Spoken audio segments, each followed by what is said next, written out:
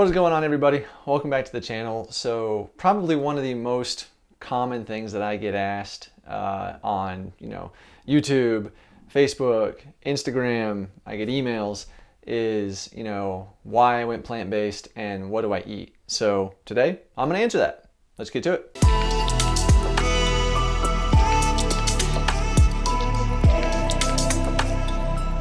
So first off, why? Why did I choose to go plant-based as an athlete, as a runner? Basically, I thought I could improve my running and performance and recovery. My wife did a fast back in January of 2020, so a year and a half ago. It was at the start of January, and she was vegan at that time during this fast, and then she started talking to me about it and wanted me to consider it, and I was like, no, I'm not gonna stop eating meat. I love eating eggs for breakfast. It's no.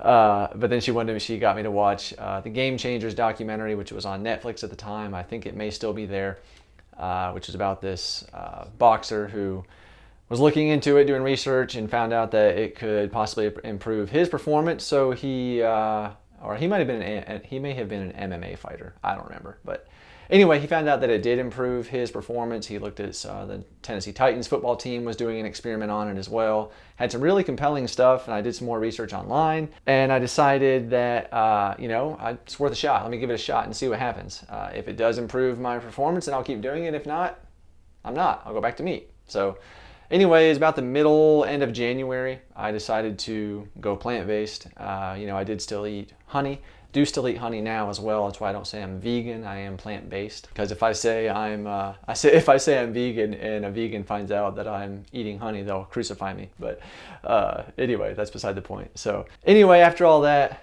it's been a year and a half now of being plant-based, and that's during training, during racing as well, adventure runs. Everything has been plant-based. I've stayed with it because obviously I think it works. I've noticed my health improve. I've noticed my recovery after long endurance events, whether it's a race, just a long training run, hard week of training.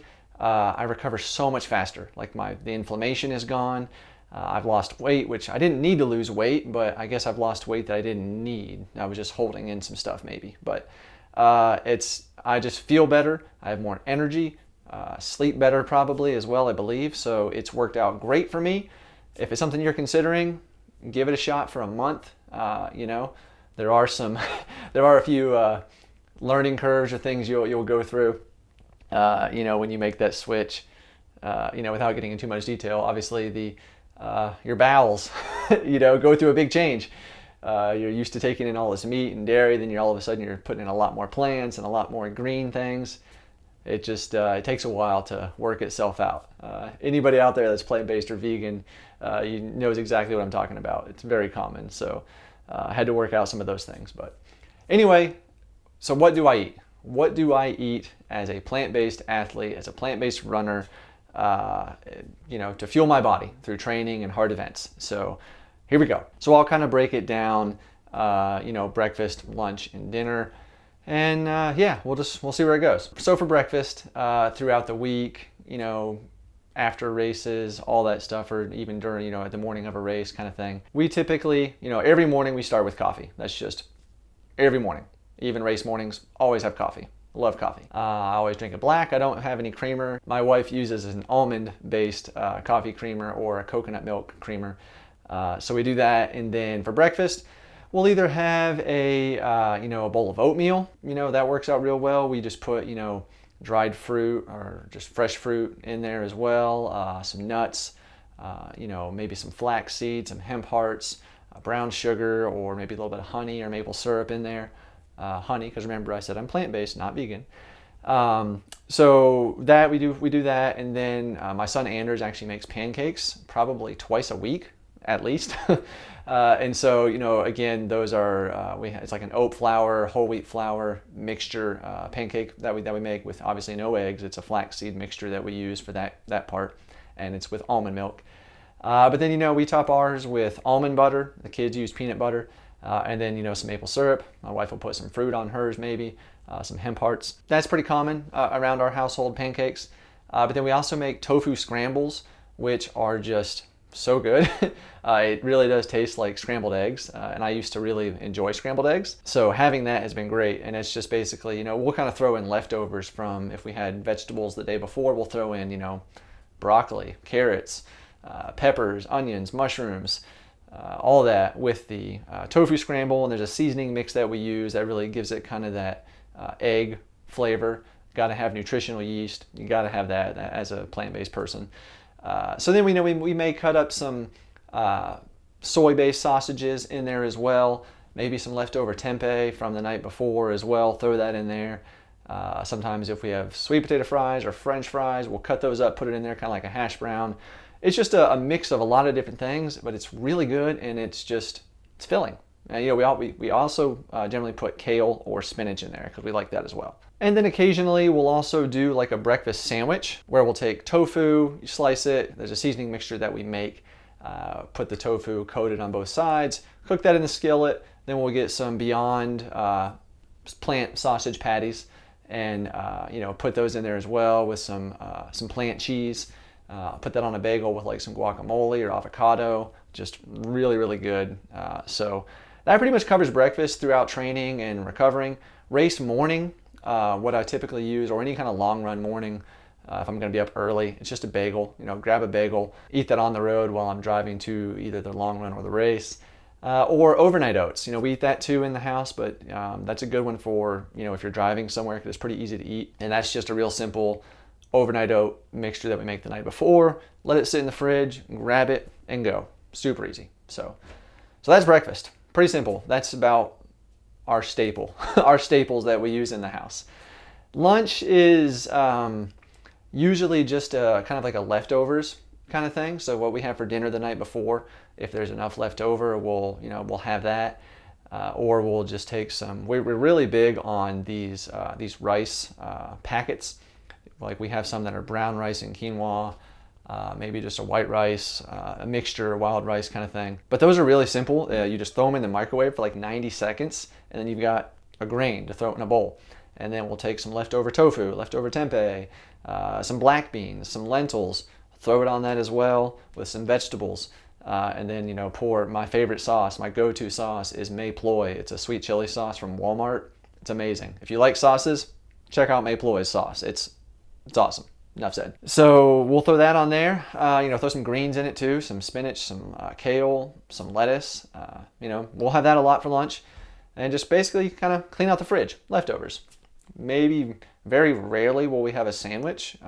In the wintertime, we would have like a grilled cheese with obviously plant cheese and maybe some tomato soup to dip that in. Just really good. So yeah, that gets us through lunch. And then moving on to dinner. Dinner, we have a lot of grain bowls, like a whole lot of different types of grain bowls is what we call them. It's kind of like what I described for lunch, where we'll usually we have a rice cooker, we'll throw in either some white rice, some brown rice, some farro, some barley, some kind of grain, put that in the bowl, and then we'll either have tofu, cut up in cubes, throw it in the air fryer or cook it in the skillet, kind of marinate it in like an Asian type sauce because we like a lot of Asian food or Mexican style food. So do that, and then, vegetables, carrots, some green onions, things like that on top of it. And then, always top it with some kimchi. Love kimchi, so good.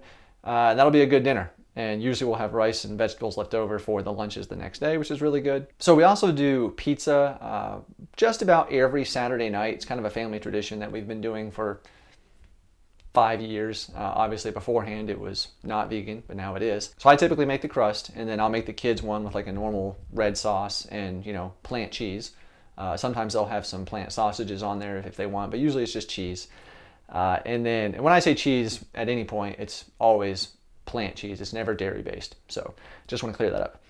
But for our pizza, what we do is we like to mix it up a bit. So we'll do like the same crust, and then we'll do like an olive oil light brushing on the crust, and then we will put a mixture of peppers and onions, some mushrooms, sun-dried tomatoes, which are just so good, some kale, and then either some of that plant sausage or the tempeh as well. Just throw it on there with barbecue sauce, and then we'll take barbecue and kind of drizzle it around.